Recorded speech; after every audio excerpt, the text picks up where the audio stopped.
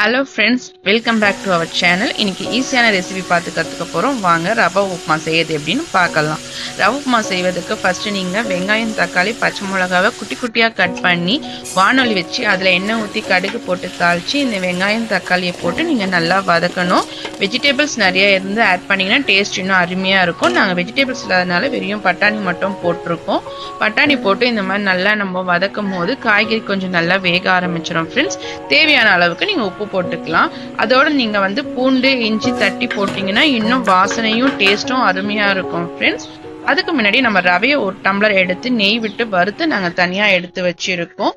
1 cup ரவைக்கு 3 cup tumbler தண்ணி ஊத்தி நம்ம நல்லா வேக வச்சு எடுத்தோம்னா சரியான அளவா இருக்கும். நல்லா தண்ணி கொதிச்சு வந்த பிறகு நீங்க இந்த ரவையை இதோட ஆட் பண்ணி நீங்க கிளறும் போது உப்புமா உங்களுக்கு தயாராயிடும். நீங்க மோஸ்ட்லி வெஜிடபிள்ஸ் கொஞ்சம் போட்டீங்கன்னா அருமையா இருக்கும். ஃப்ரெண்ட்ஸ், இப்ப பாருங்க, சுவையான உப்புமா ரெடி ஆயிடுச்சு. வாங்க சாப்பிடலாம்.